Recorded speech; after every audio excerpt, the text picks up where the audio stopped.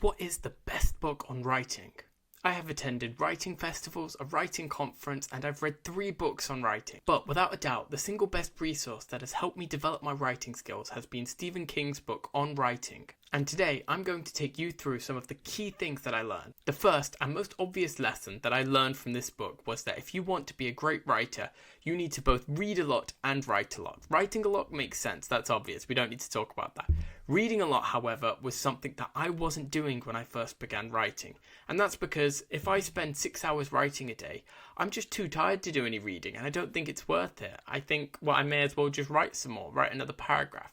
That is a mistake, because from reading, you're going to develop your skills, you're going to, build up your vocabulary, you're going to see different writing styles and choose one that fits with you. Additionally, I do something called active reading, which again really helps build up your knowledge. So when I'm reading, I don't just, go through the motions and read a sentence. I kind of almost pick it apart as I'm reading it. What works? What doesn't? Where have they, put the semicolon, the commas? Why is it working? Would I change anything?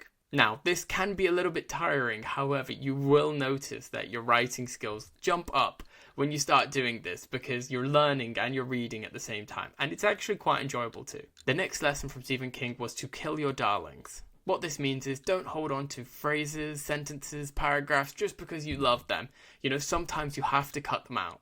This is far easier said than done, but ultimately, if it's not serving the story as it should be, they just don't have a place in the book. When you do your first edit through, if your word count isn't dropping by about 10%, then you're probably not taking out enough stuff. If there is too much extra stuff, bits, information, characters, then the book is just going to drag and it's not going to be concise and to the point. It's not going to keep readers, flipping the pages because they're excited. The third thing that I wanted to talk about was what Stephen King called his writer's toolbox. So this writer's toolbox contains tools such as grammar, vocabulary, which you're going to use in your writing. And the main takeaway was just to not overcomplicate things. You can really tell when someone's trying too hard with the vocabulary, and in every other sentence is a fancy word that no one's ever heard of before. That doesn't make your writing sound good. It's really quite a delicate balance, I think, to achieve, but the way that I would recommend going about it is go with whatever seems natural. Don't try too hard, and you will pick up new vocabulary if you're reading lots, and then you'll be able to incorporate that in a way that feels natural. Now, the fourth lesson, and definitely the most important lesson, is adverbs. You do not need nearly as many adverbs as you have probably put in. Adverbs, quite simply, weaken your writing. They add in extra information which is often unnecessary and just make the writing feel longer and drag on. There are, however, times where you may want to use an adverb because it is adding, something, but that will not be the case for the majority of them. Let me give you an example.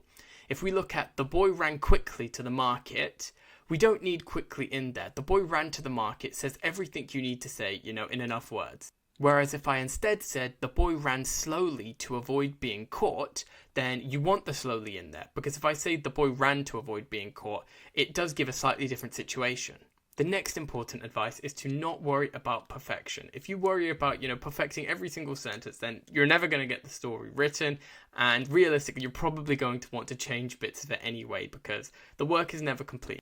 Go through your work and just get it on the paper. Afterwards, you can then go back and edit and change anything that you want to. Stephen King actually writes with the door closed initially because he's writing for himself, but when afterwards he's rewriting it, he'll leave the door open because that's when you take into account other things like your audience and everything else. The next piece of advice is to be honest with your writing, and this is something which I've learned recently actually, because when I was writing my third book, I made the ending which I think people wanted to hear. I didn't write the ending though that I thought the story deserved. And I regret it already, to the point where I've not sent this book now to anybody, because I want to rewrite it completely and change everything about it so that it fits my, original image.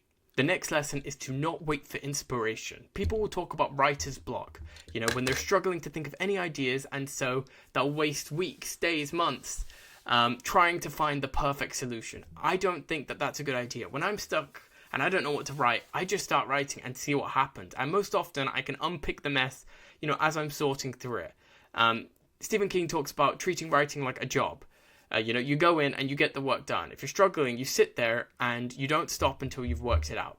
If you just let it go to the back of your mind and just live out your life, you could be waiting ages before the inspiration hits. The final lesson is that you need to embrace rejection. Stephen King actually pinned all of his rejection letters to his wall because, it gave him something to work for. It motivated him. I actually did the same thing last year. I got my rejection letters. I pinned it to my wall, copying Stephen King. And that didn't quite work for me, but you will find your own way. The important thing is you are going to receive lots of rejections, okay? If you want to make it as an author, that is.